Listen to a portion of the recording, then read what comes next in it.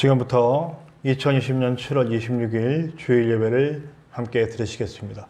우리 조용한 기도로 예배를 시작합니다.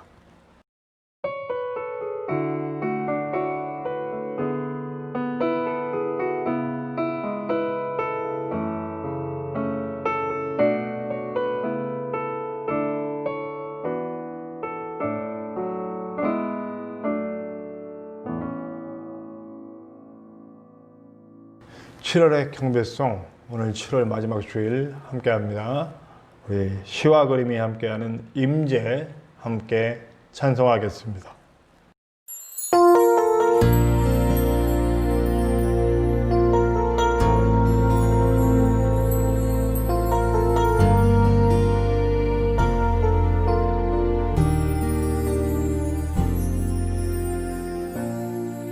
하늘의 문을 여소서, 이곳을 주목하소서. 주를 향한 노래가 꺼지지 않으니 하늘을 열고 보소서. 이곳에 임재하소서. 주님을 기다립니다. 기도의 향기가 하늘에 닿으니 주여 임재하여 주소서. 이곳에 오셔서 이곳에 앉으소서. 이곳에서 예배를 받으소서. 주님의 이름이, 주님의 이름만이, 오직 주의 이름만 이곳에 있습니다.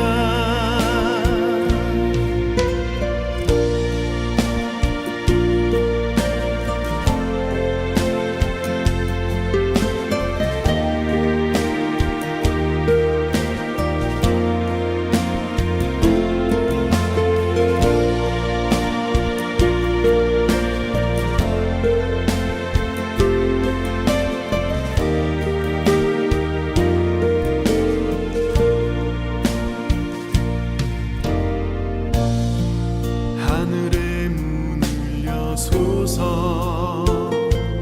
이곳을 주목하소서. 주를 향한 노래가 꺼지지 않으니 하늘을 열고 보소서. 이곳에 임재하소서. 주님을 기다립니다. 기도의 향기가 하늘에 닿으니 주여 임재하여 주소서.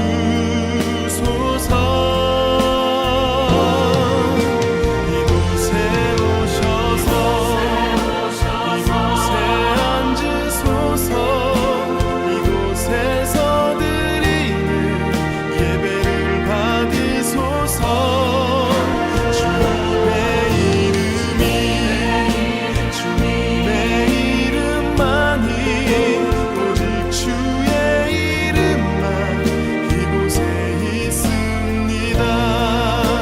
이곳에 오셔서 이곳에 앉으소서. 이곳에서 예배를 받으소서. 주님의 이름이, 주님의 이름만이, 오직 주의 이름만 이곳에 있습니다. 주님의 이름이, 주님의 이름만이, 오직 주의 이름만 이곳에 있습니다.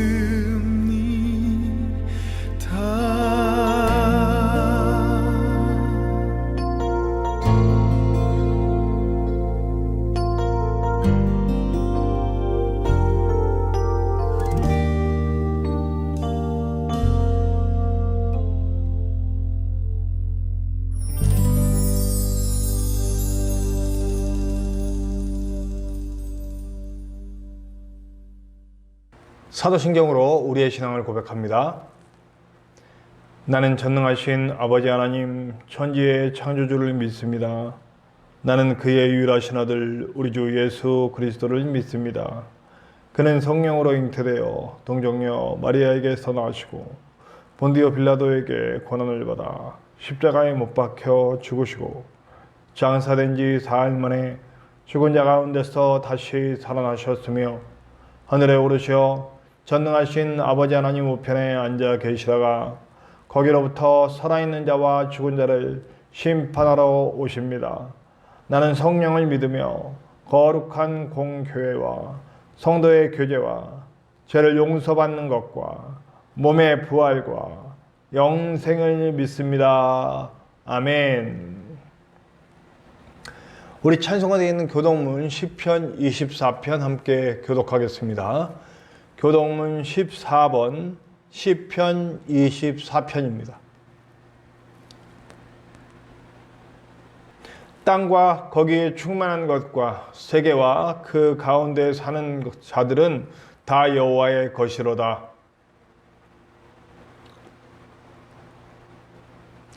여호와의 산에 오를 자가 누구며 그의 거룩한 곳에 설 자가 누구인가?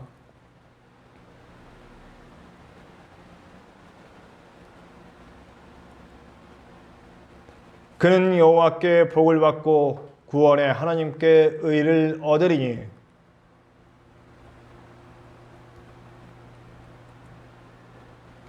문들아 너희 머리를 들지어다. 영원한 문들아 들릴지어다. 영광의 왕이 들어가시리로다.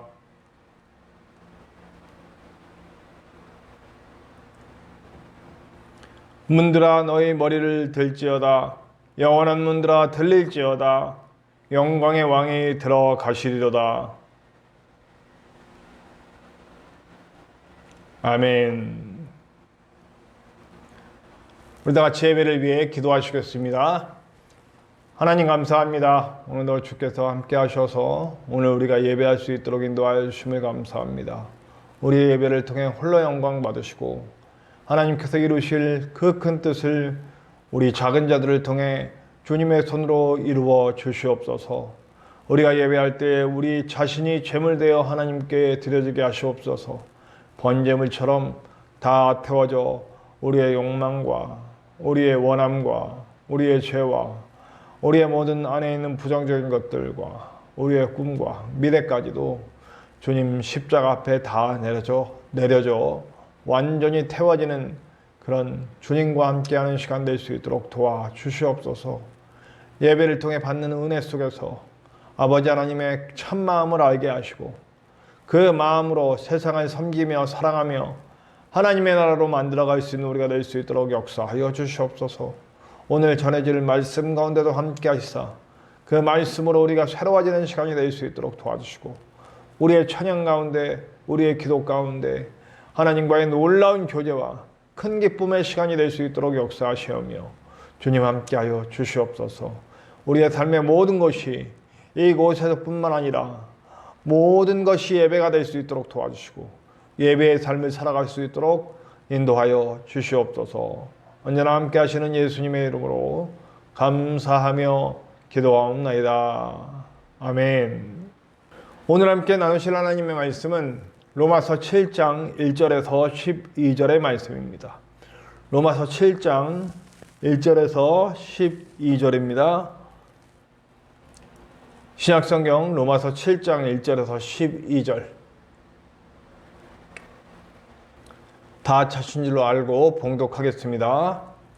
형제들아, 내가 법 아는 자들에게 말하노니 너희는 그 법이 사람이 살 동안만 그를 주관하는 줄 알지 못하느냐.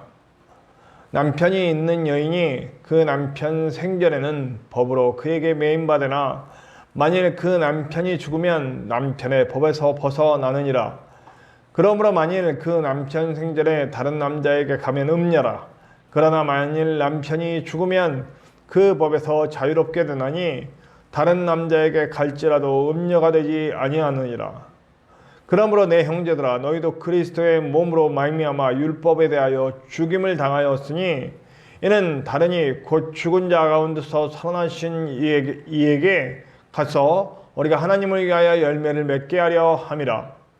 우리가 육신에 있을 때에는 율법으로 말미암아 죄의 정욕이 우리 지체 중에 역사하여 우리로 사망을 위하여 열매를 맺게 하였더니 이제는 우리가 얽매였던 것에 대하여 죽었으므로 율법에서 벗어났으니 이러므로 우리가 영의 새로운 것으로 말미암아 것으로 섬길 것이요 율법 조문에 묵은 것으로 아니할지니라.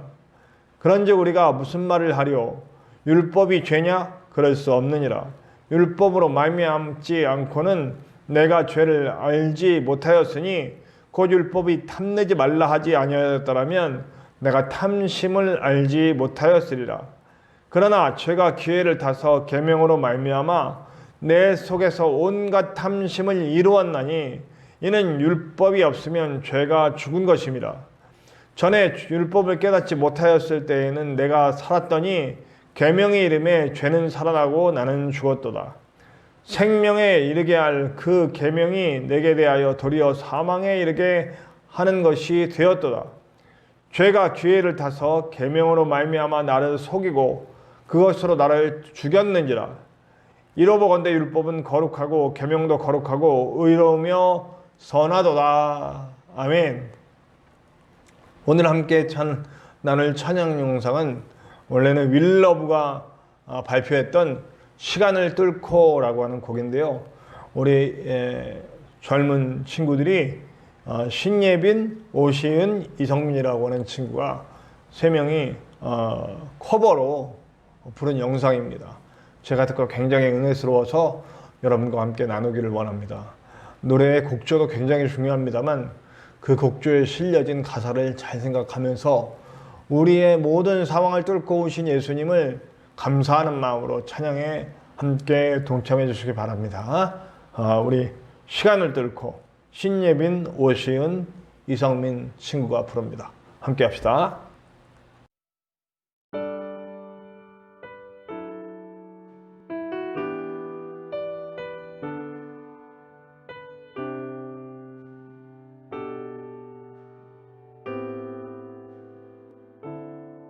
당신은 시간을 뚫고 이 땅 가운데 오셨네.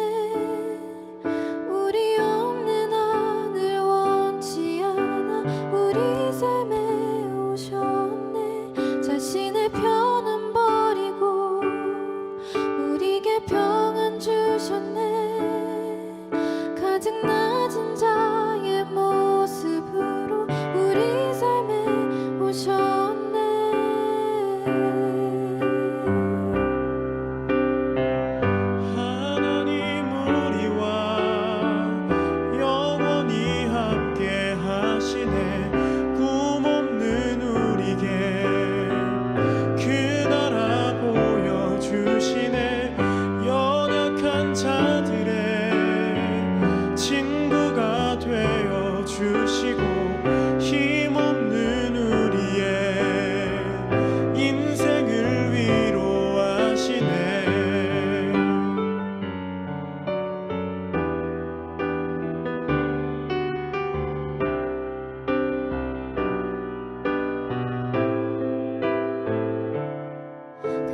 시간을 뚫고 이 땅 가운데 오셨네. 우리 없는 하늘 원치 않아 우리 삶에 오셨네. 자신의 평안 버리고 우리에게 평안 주셨네. 가장 낮은 자의 모습으로 우리 삶에 오셨네.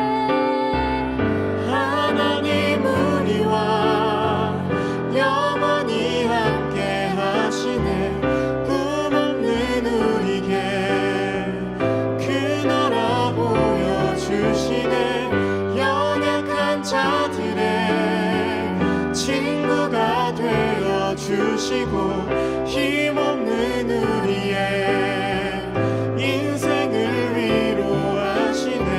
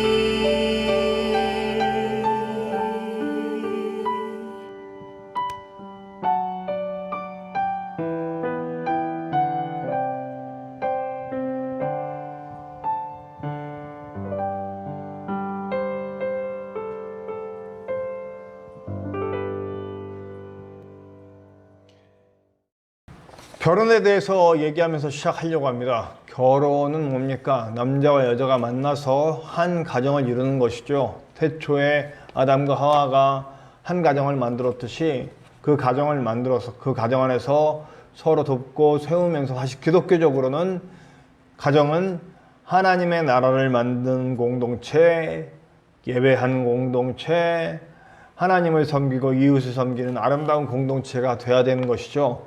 그러기 위해서는 상호 존중이 필요합니다. 정말 좋은 결혼은 남자건 여자건 할 거 없이 두 사람이 서로를 위해 존재하는 사람이 되는 거예요. 돕는 배필이라고 하는 말은 하와에게만 쓰이는 말이 아닙니다. 아담의 입장에서 돕는 배필은 하와이지만 하와의 입장에서 돕는 배필은 아담이었던 거죠.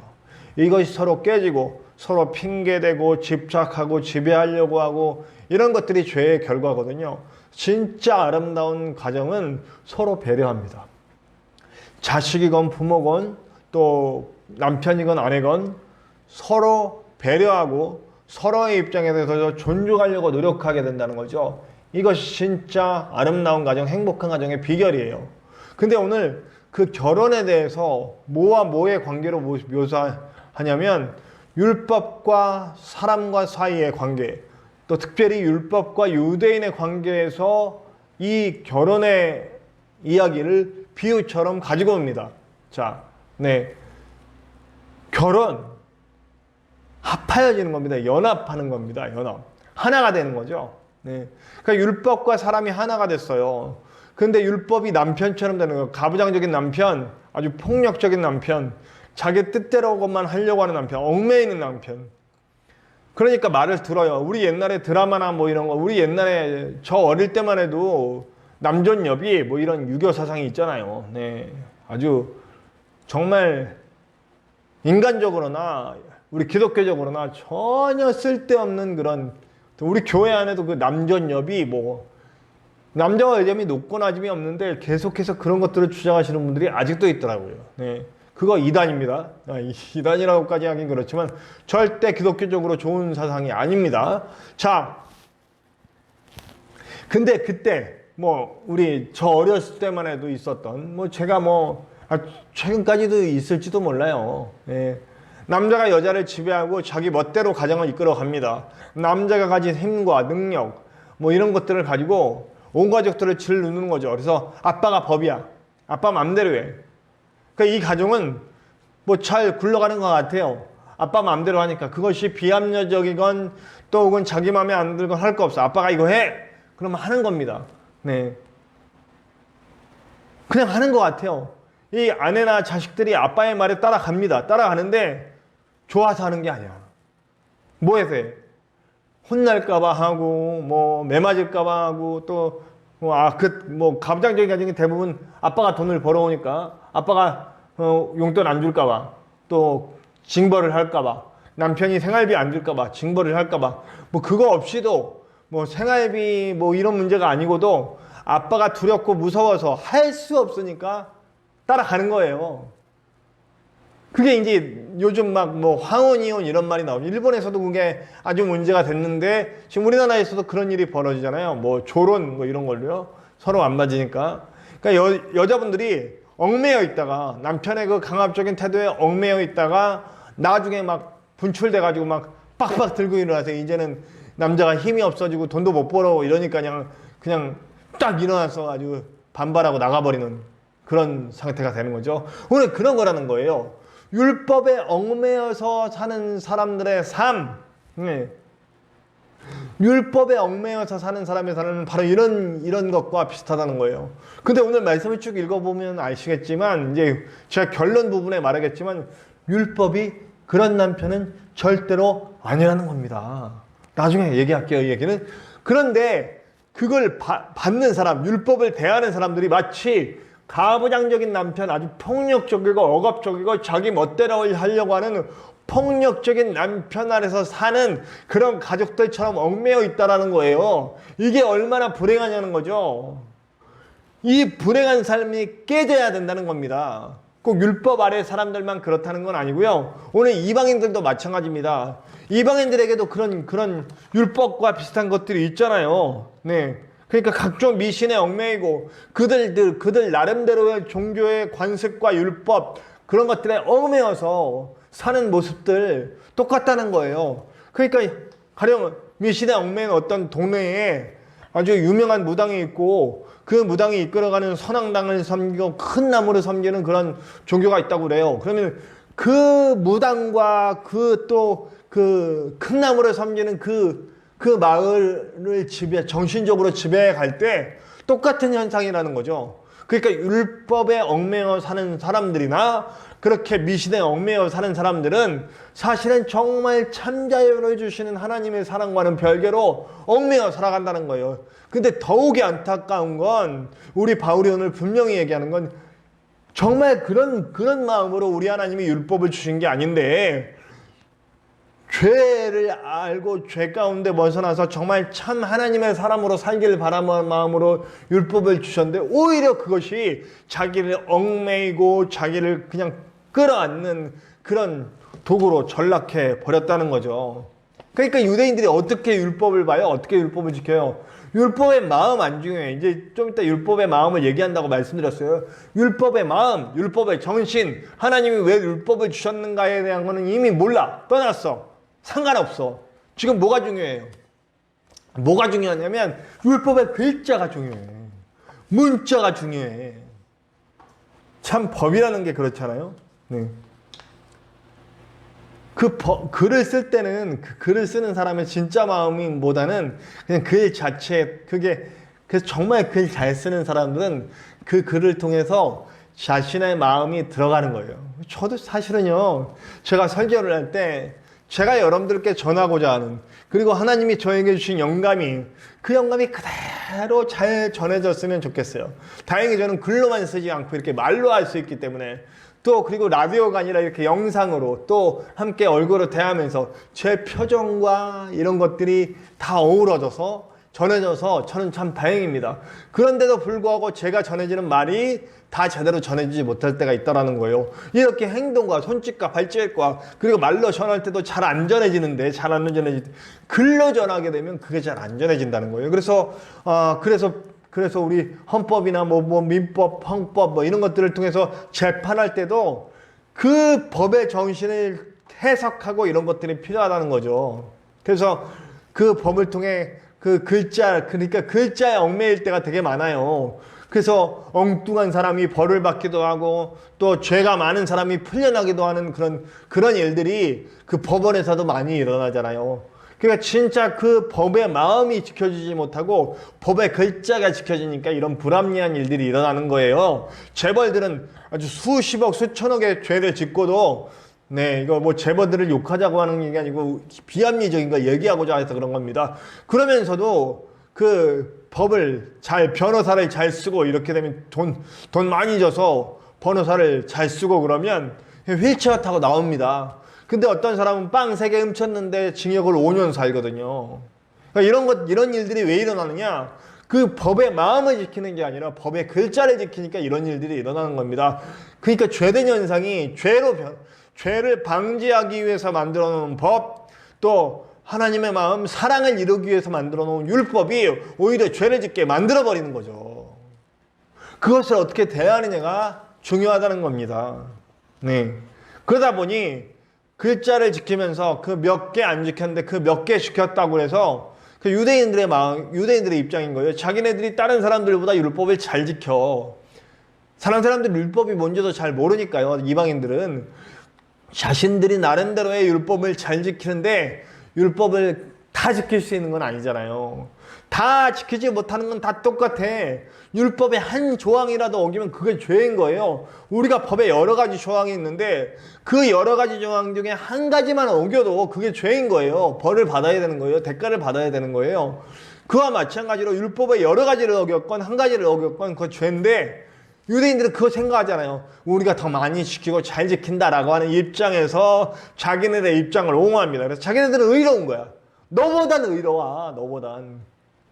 사실은 하나님은 절대적인 개념을 원하시는데 유대인들은 상대적으로 보는 거예요. 자신들이 하나님 먼저 알았고 율법도 알고 있고 율법 우리가 너희보다 더 잘 지켜. 글자적으로 잘 지켜. 네. 어기는 것도 많으면서 결국 다 지킬 수 없으면서 그 자기 합리화가 되고 그래 남들을 정죄하는 도구가 된다는 거죠. 또 반대 입장이 있어요. 이방인들이나 율법을 알지 못하거나 나중에 알게 됐을 때 그러나 또 율법의 그 글자들을 잘 지키지 못했을 때 열등감에 빠지는 거예요. 자기 비하에 빠지는 거예요. 그러니까 하나님의 법, 하나님의 마음, 말씀 이런 것들, 이 율법을 대할 때 한쪽은 극명하게 남들을 정죄하고 자기 합리화 쪽으로 나가는가 하면 반대로 너무 거기에 얽매여 있는 사람들 중에 어떤 사람들은 그걸 지키지 못하면 너무너무 안타까워 힘들고 이게 더 어쩌면 더 하나님께 가까워지겠습니다만 그것도 건강하지 못한 쪽으로 가게 되면 어떻게 되냐면 자기를 비하고 자기 열등감에 빠지고 나 같은 건 죽어야지 하면서 사는 거예요. 둘 다 잘못된 겁니다. 둘 다 잘못된 겁니다. 근데 오늘 말씀에 뭐라 그래요? 그걸 깨트리러 오신 분이 오셨어요. 그게 바로 우리 예수님입니다. 예수님과 함께 죽어버리는 거예요. 이 남편에서 벗어날 수 없어요. 그 당시 율법 체계를 말하는 거예요. 한 남편에 이렇게 붙들려 있는 사람은 한 법에 붙들려 있는 사람은 이 남편이 죽거나 내가 죽기 전까지는 여기서 해방될 수가 없어요. 근데 이 남편은 안 죽어. 율법은 계속 율법이에요. 안 죽어 그대로 남아 있어. 그럼 누가 죽는 이거에서 해방되려면 누가 죽는 수밖에 없느냐? 내가 죽어야 돼. 근데 내가 죽으면 끝장이잖아. 없어지는 거잖아. 그런데 예수가 와서 죽으시는 거예요. 예수님의 죽으심에 연합돼서 나도 죽는 거예요. 제가 지난 시간 계속해서 세례의 의미를 얘기하잖아요. 세례가 뭐예요? 세례는 예수와 함께 죽고 예수와 함께 삽니다. 물속으로 푹 잠길 때 예수와 함께 죽고 물속에서 다시 살면 예수와 함께 다시 삽니다. 그리고 성령의 인도하심을 받아 가는 거죠. 예수가 오셔서 죽으심으로 내가 십자가를 의지하고 나도 함께 죽는 거예요. 나를 올매고 있던 그 율법의 글자들이 나를 얽매고 있고 폭군 같은 남편으로 나를 지배하고 있었는데 이제 내가 예수와 함께 죽으니 그 글자로부터 해방이 되는 거예요. 내가 예수와 함께 죽고 예수와 함께 다시 사는 이렇게 되는 거죠. 그 다시 살았더니 어떤 일이 벌어지느냐?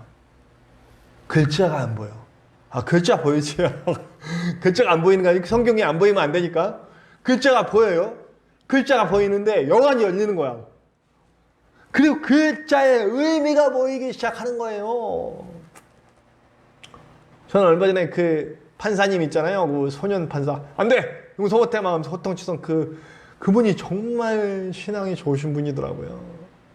예수 안에 소망이 이거를 굉장히 좋아하는 찬양이라고 그러더라고요. 그분은 그렇게 자기가 너 풀어주면 안 돼 하고 벌을 줬지만 그 벌 준 친구들을 하고 축구팀을 받아 걔네들이 어떻게든 잘못된 길로 가지 않도록 도우는 길을 가는 거예요. 그게 법의 정신이죠. 법은 그런 거예요. 죄를 벌려서 죄를 그냥 사회에서 격리시키고 완전히 다 죽여버려. 없애버려. 이게 법의 정신이 아니라 법은 사실은 죄에 대해서 대가를 받되 그 대가를 받는 듯이 그 사람 자체는 미워하잖아. 율법의 정신과 똑같은 거예요. 그래서 그 사람이 다시 올바르고 정상적이고 건강한 한 심의로 다시 재생산돼서 나올 수 있게 해주는 거. 이게 법의 정신이에요.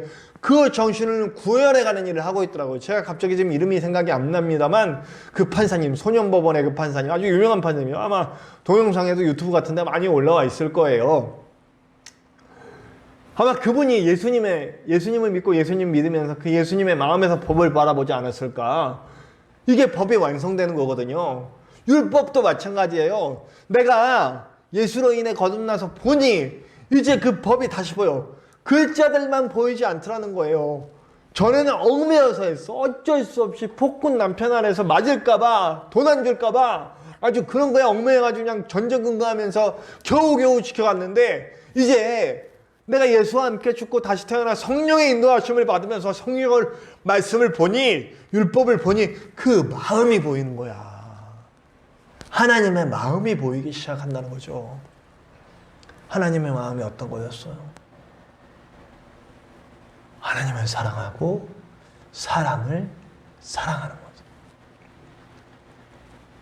이 세상 온 우주를 향한 하나님의 사랑이 어떤 건지, 모든 인류를 살리고 싶은 하나님의 마음이 어떤 건지, 단 한 사람도 버리고 싶지 않은 하나님의 마음, 그 십자가를 지고 돌아가신 예수님의 마음, 그 마음이 말씀 속에서 보이기 시작하는 거예요. 그러니까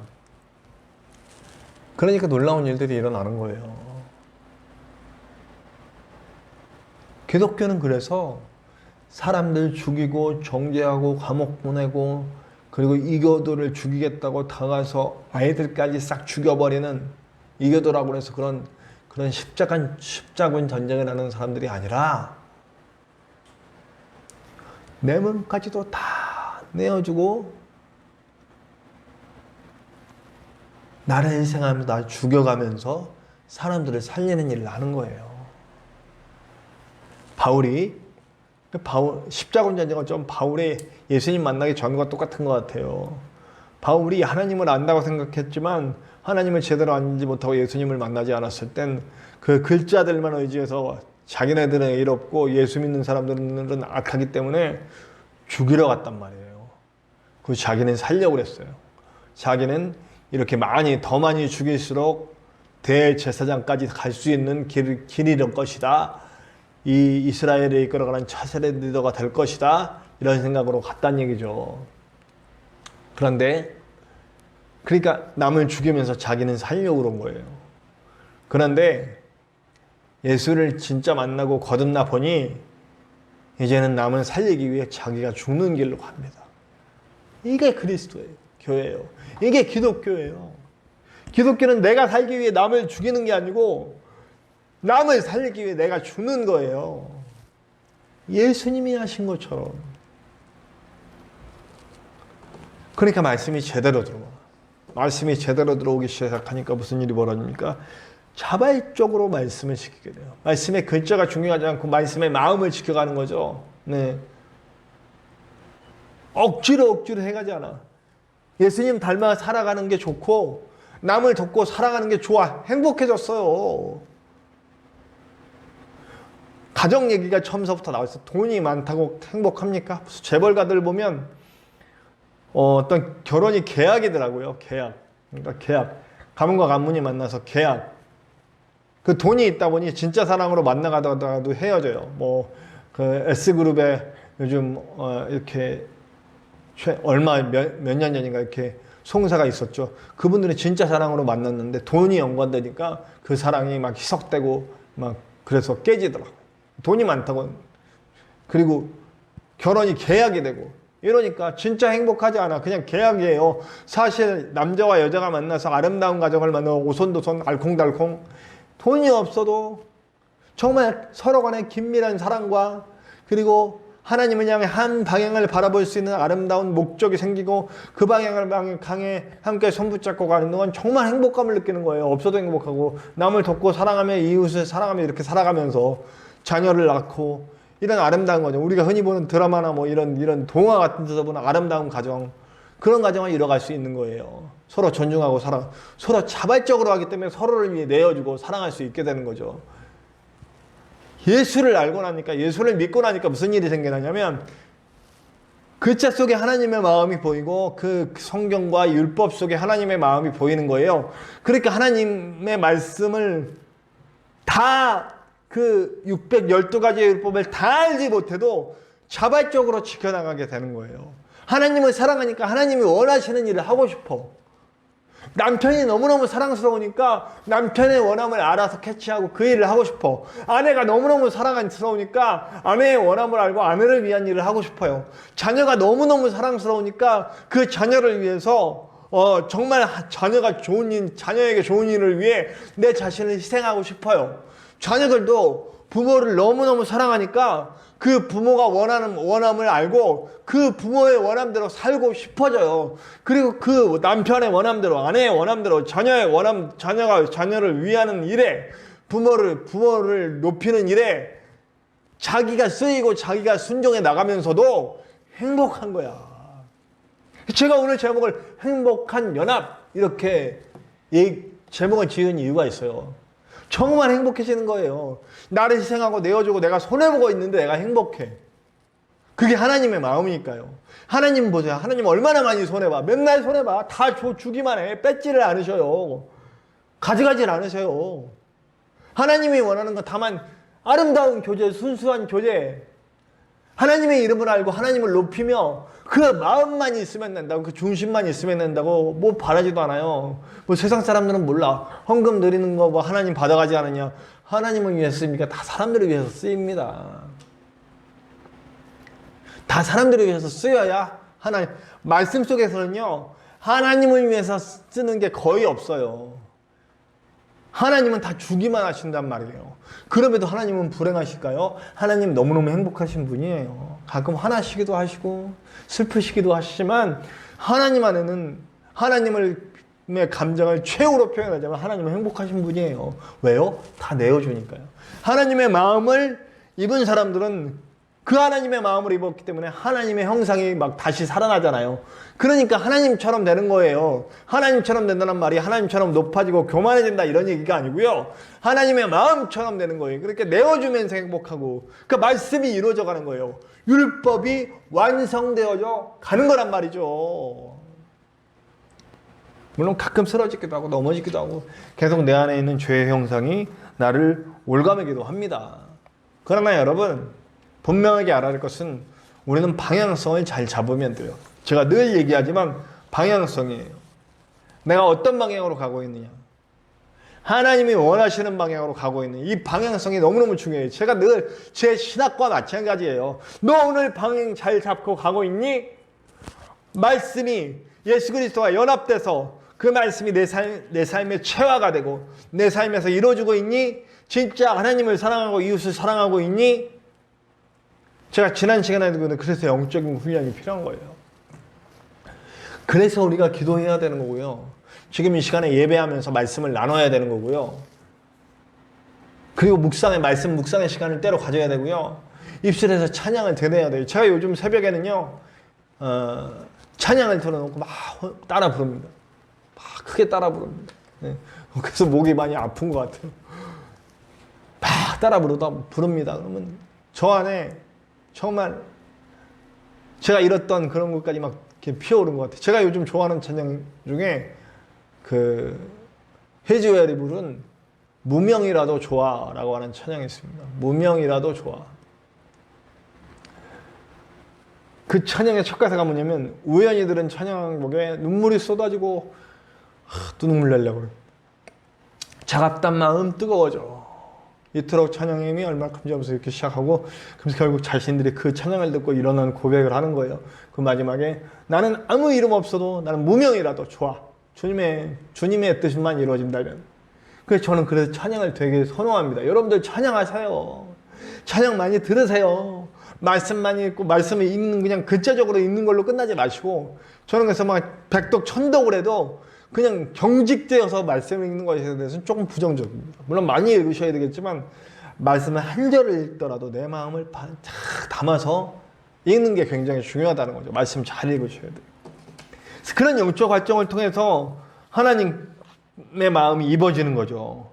그러니까 우리 안에 있던 모든 죄된 것들이 이제 떠나가고 하나님 닮은 모습으로 율법의 완성이 되어가는 방향으로 가게 되는 거죠.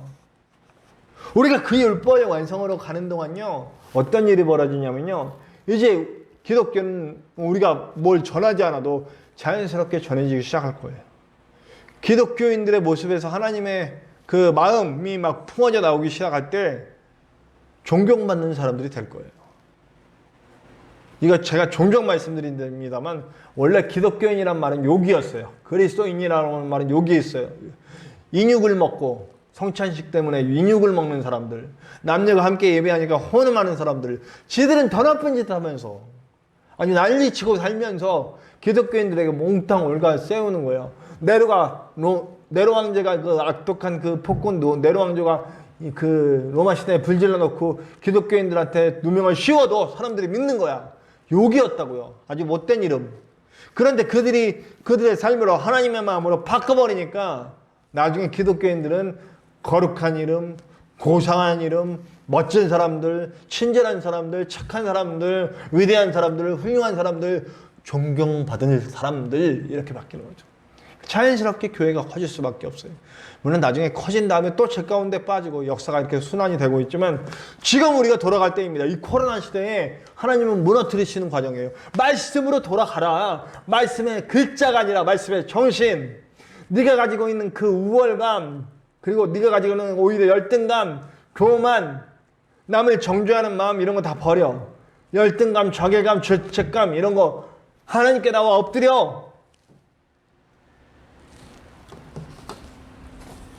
하나님은 우리와 함께 마치 가정처럼 아름답고 알콩달콩하고 행복한 하나님의 가정, 하나님이 함께 하신 가정, 하나님과 함께 하는 동안 마치 아름다운 부부처럼 관계 맺는 그런 관계를 원하십니다. 마지막 날에 우리가 주님의 신부가 된다는 말이 바로 이런 말과 비슷한 거죠.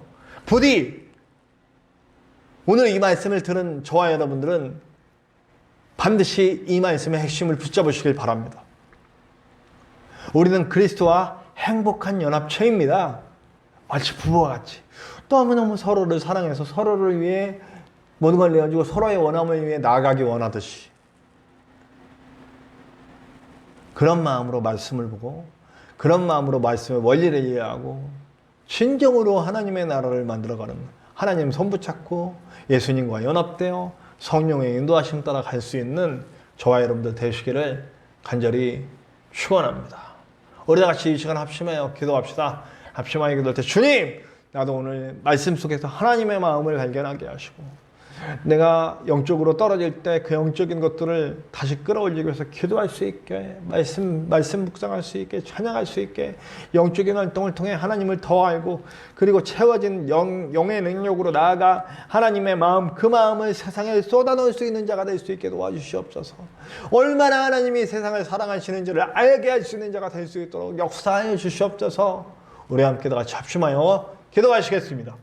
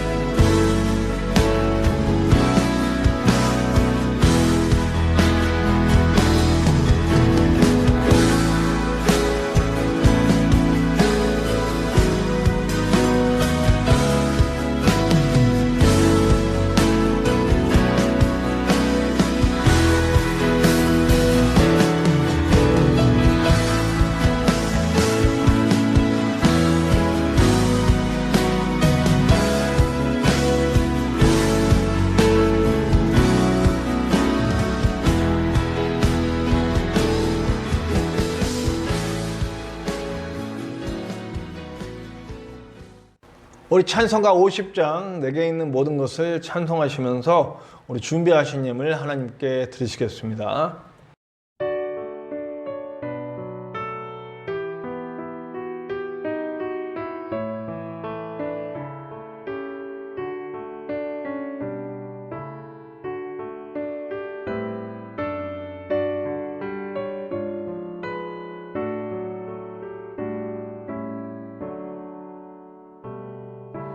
내게 있는 모든 것을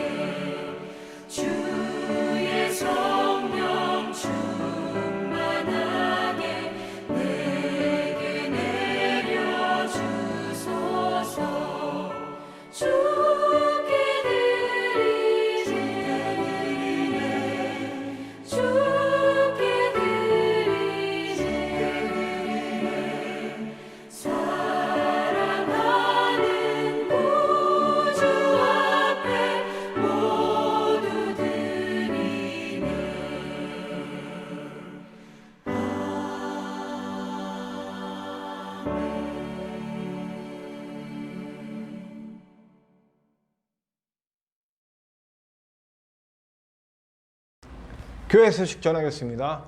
코로나19를 통해서 하나님의 뜻이 이루어지길 원해요. 허무시고 다시 세우시는 하나님의 은혜 분명하게 나타나길 원합니다. 오늘 말씀과도 같이 말씀의 정신으로 돌아가는 교회, 물질주의, 배금주의, 성공주의 이런 거에 물들어 있는 교회가 다시 하나님을 바라보는 계기가 되기를 간절히 소망합니다. 우리 교회에서 드려지고는 온라인, 오프라인 모든 예배를 통해 하나님의 영광이 드러나길 바라고 하나님의 뜻이 펼쳐지길 바랍니다. 그래서 교회에 동역자들이 생기길 원합니다. 지금 교회는 아주 작습니다. 아마 이 영상을 보시는 분들은 혹시 저와 또 우리 창대한 교회와 함께 하나님의 나라를 만들어가기 원하시는 분들은 예배가 끝나면 제 전화번호가 나갑니다. 이 영상 끝에 그 번호로 전화 주시면 우리가 함께 사역할 수 있는 좋은 길이 열릴 것입니다. 주저하지 말고 전화 주시기 바랍니다. 성경 공부 모임은 준비하고 있습니다. 준비하지 않고는 될 수 없기 때문에 기도로 여러분들도 이거 영상을 보시거나 함께 예배하시는 분들은 이 성경 공부 모임이 잘 준비될 수 있도록 위해서 기도해 주시기 바랍니다. 그리고 교회 홍보와 전도를 위해 전도지를 제작할 거고요. 그리고 우리 교회 외부 유리창이 좀 지저분해서 이제 바깥 외부 청소를 좀 한 다음에 시트지를 붙이려고 합니다. 바깥에 교회를 홍보하고 우리 교회가 어떤 교회고 어떤 방향을 해가지고 나아간다라고 하는 걸 붙이려고 하는데 제가 이런데 완전 젬병이에요. 완전 정말 이런 쪽 미술 쪽 뭐 이런 쪽 재주가 아예 없어.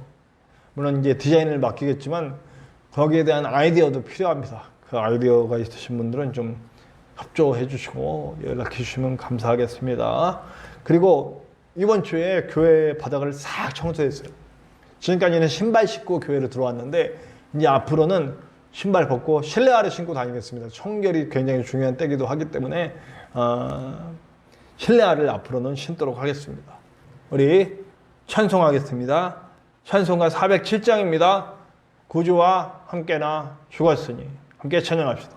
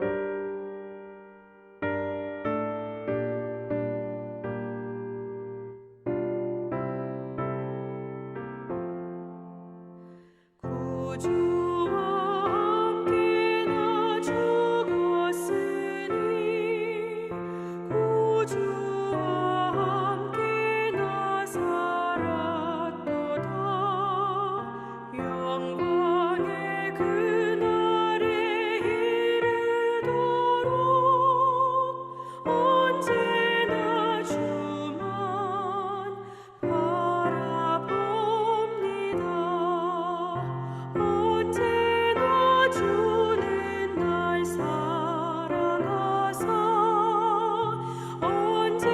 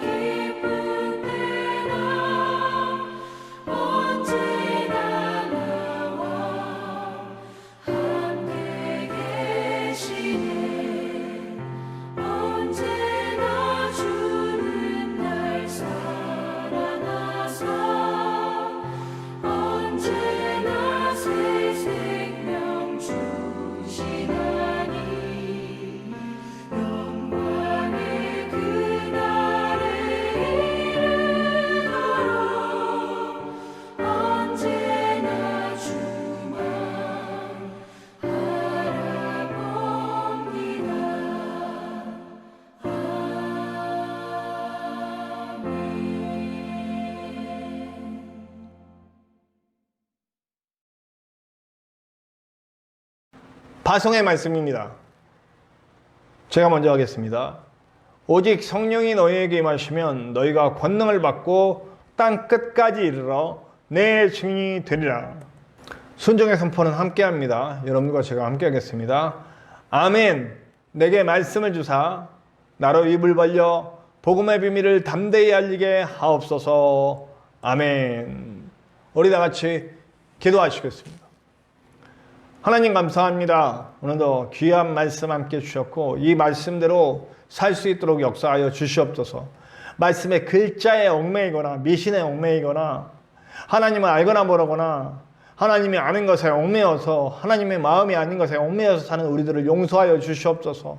그렇기 때문에 우리는 때론 정죄하고 자기 합리화에 빠지고 열등감에 빠지고 자괴감에 빠져서 건강하지 못한 삶을 살아갑니다.